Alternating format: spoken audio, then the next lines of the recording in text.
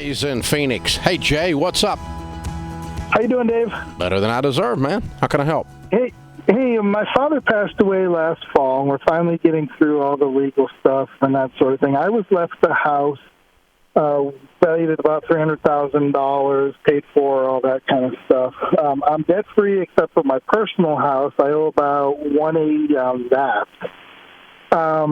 The big deal with this is we've got some good family friends that come out. They're winter visitors every year, and they're willing to basically pay all the bills on the house until I'm ready to sell it. So I'm wondering if I should keep the house, kind of let them pay the bills on it, because I think the market's going to even go up even farther than what it has, or should I sell it now, pay off my house, become debt-free? I'm trying to figure out what's the best thing for me to do. How much of this decision is emotional based on the fact that this was your dad's house? Zero. Okay. I'm just wondering if maybe, a year, 2 years from now, I can make it. Where is the house? It's only about 30 minutes from where I am. Okay. If you had $300,000 in cash sitting in the middle of your kitchen table, would you go buy this property for someone to pay the expenses on for you while it went up? Probably not. I would probably become debt-free, and that would probably make me feel better. But like I said, I'm wondering if I can make a little bit more money if I, have somebody else pay the bills on it and, make a little bit extra in a year or two. Mm-hmm. Okay. If I woke up in your shoes, what I would do if I had $300,000 sitting in the middle of the table would be I'd become debt-free. I would use the balance of the money to build some wealth, invest it, and as that money grew, I might pay cash for a rental that actually produced an income, not that someone was just paying the bills on. Gotcha. And if I have $300,000 invested, if I want to make 10% on that, I want to make $30,000 a year profit in my pocket on $300,000 invested. If I want to make 8% on it, it wouldn't be $30,000, but it would be 24. But so on, you see what I'm saying? So you need to be making $20,000 to $30,000 on a $300,000 investment, cash net after all expenses. Makes a lot of sense. And otherwise, you'd be better off having invested it in mutual funds and not have to screw with it. True. Very true. Good way to look at it. Thank you. Hey, thanks for the call. Sorry for the loss of your dad. Makes these decisions tough.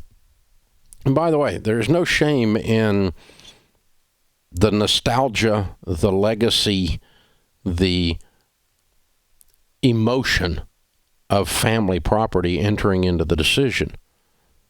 That's part of life. This is personal finance. And so you might do something with the family home that has been in the family for 4 generations differently than you would an exact same priced house that you have no emotional connection to. Now, I don't have that much of a tendency because I've done so many real estate transactions that it kind of has calloused me to it. It's just a stupid house, I always say, because it is. There's a stupid house on every corner. You can get stupid houses anywhere. And people get all twisted up and torqued up about, they got the perfect house. Oh, bull. There is no such thing. Come on. Seriously. It's like there's one person in the entire world you're supposed to marry and you missed it. Oh, come on. Give me a break. Fatalism. So it's a bad theology. It's a bad philosophy.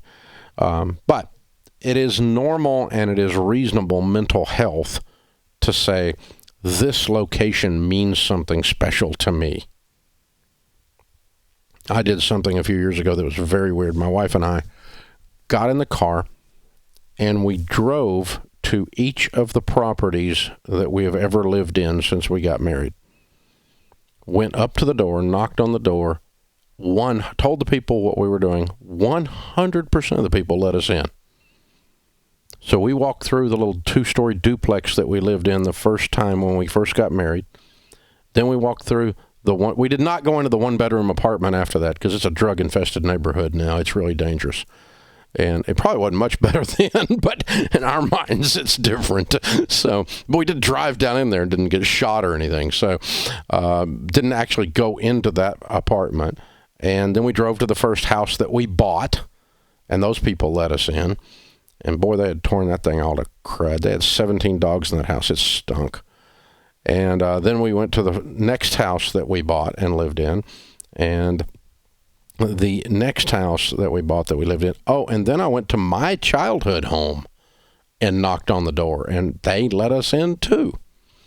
And that house had shrunk considerably since I was a kid. When I was a kid, that was a big house, but it had shrunk a lot.